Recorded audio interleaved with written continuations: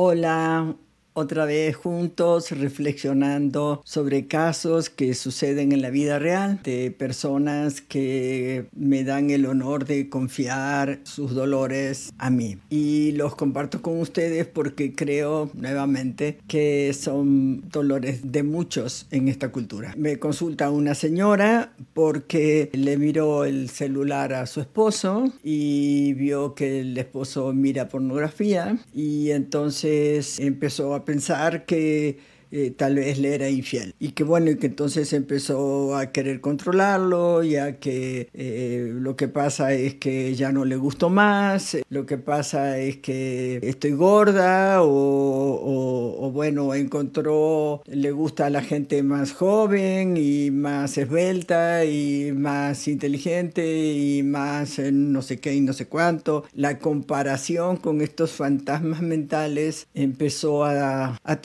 torturarla realmente, porque eso significa un maltrato a su autoestima, a su autoimagen, a su autoconcepto. Entonces empezamos a platicar, ¿no? ¿Cuántos años llevaban juntos? Ya llevaban 12 años, ya había habido 2 hijos. Las discusiones en familia pues eran muy frecuentes. Digo en familia porque era entre ellos, pero adelante de los hijos. Y discusiones casi por cualquier cosa. O porque no llegaba la hora, o porque no hablaba, o porque miraba el celular, o porque no le daba la clave de su celular. En mi consultorio esto es bastante frecuente. Entonces, ¿sobre qué vamos a reflexionar? Por ejemplo, ¿qué la llevó a violar la intimidad de su esposo y mirar su celular? ¿Cómo estaba la confianza entre ellos? ¿Habían construido un espacio de confianza mutua? ¿Cómo es que ella se le ocurrió traicionar ese espacio para obtener información privada del esposo? Digo privada porque si no se lo mostraba era porque no se lo quería mostrar, ¿sí? Entonces, en vez de ganarse el que su esposo tuviese la confianza de compartir lo que le estaba pasando con ella, fue: voy a violar tu intimidad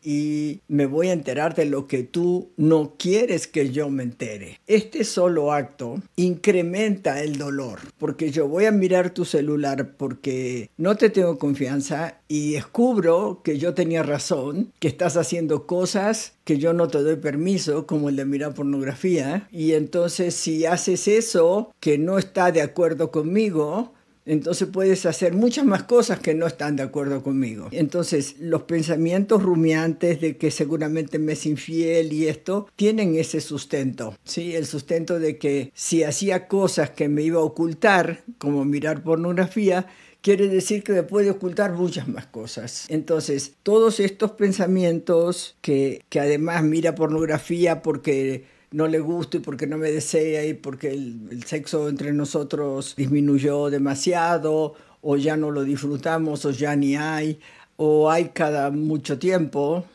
¿no? Entonces aquí hay que pensar, bueno, ¿qué le estará pasando a su esposo para que sea importante para él mirar pornografía? Porque parece ser que miraba muchísima pornografía. La pornografía tiene muchos motivadores diferentes, pero hay uno que es bastante, que es una especie de común denominador de muchísimos casos, y es que la pornografía genera alivio. ¿Alivio de qué? De que el sexo en la vida real suele ser muy dificultoso compartirlo con otra persona, ¿sí? Porque no quiere, porque le gustan otras cosas, porque la frecuencia no coincide y los tiempos no coinciden y el estilo no coincide y en la cama de las parejas que llevan muchos años y con hijos y todo esto, muchas veces los conflictos que no se resuelven en la comunicación y en la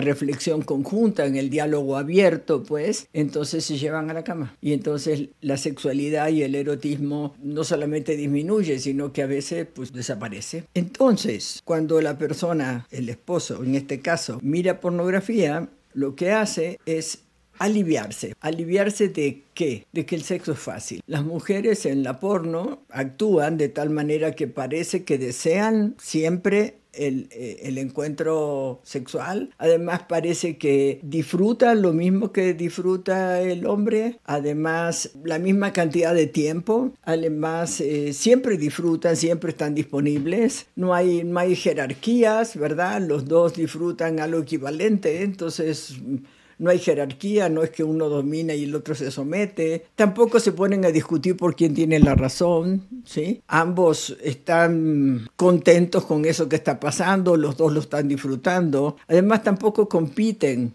¿sí? Porque hacemos esto, sí, lo otro también, sí, son compañeros de construir, de fabricar ese momento erótico, ¿verdad?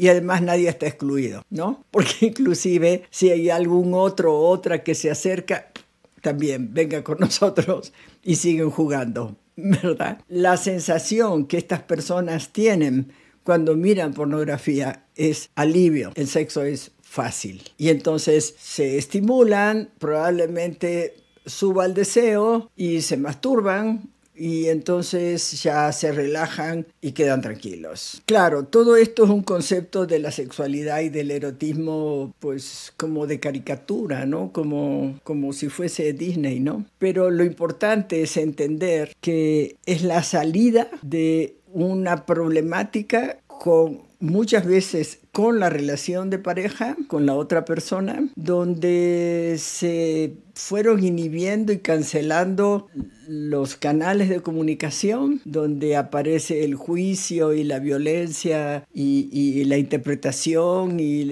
donde ya no hay preguntas, ¿no? Ya no hay seducción permanente, ya se deterioró tanto el vínculo que lo único que queda es aliviarse a través de una excitación individual y una masturbación. Tuvimos que trabajar bastante con esta mujer para que se recupere a sí misma, para que recupere su autoimagen, su autoconcepto, su autoestima, su autovalor, deje de poner su bienestar en manos de lo que hace o no hace su esposo, y en la medida que ella fue recuperándose a sí misma, el esposo empezó a mirarla cada vez más y ella fue cultivando toda su autonomía, ¿sí? O sea, empezó a ganar más dinero dedicándose más a su trabajo. Tenía un trabajo que no le daba mucha atención, y cuando le empezó a poner atención, el negocio empezó a prosperar muy bien. Su autonomía emocional, o sea, bueno, si su esposo miraba o no pornografía, pues, pobre esposo, ¿sí? ¿No? Ahí, quién sabe por qué hace eso, pero es su asunto hacer eso. Entonces empezó a ser cada vez más independiente emocionalmente. Ella empezó a cultivar otros vínculos afectivos con sus amistades, con sus familias, con sus compañeros de trabajo, ¿sí? Entonces, cuanto más ella recupera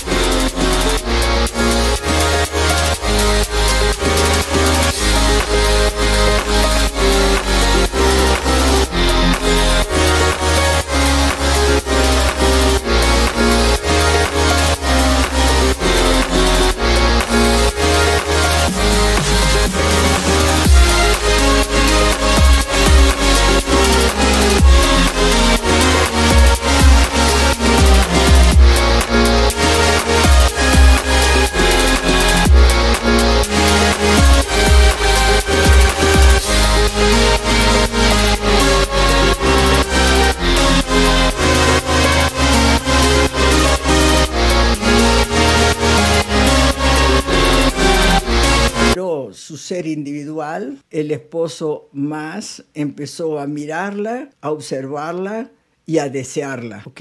Sí se pudo recuperar ese vínculo, pero con la recuperación individual de ambas partes, porque después terminamos trabajando también con él, y entonces él hizo su parte, y esto se resolvió favorablemente tanto para la relación de pareja como para la relación de familia, o sea, el parentesco entre ellos para cuidar a sus hijos. Este fue un final feliz, no siempre se logra, pero reflexionando y transformándonos, dejar de poner en las expectativas en que el otro tiene que cambiar para yo sentirme bien, es algo fundamental para que el vínculo vuelva a florecer. Los espero la próxima.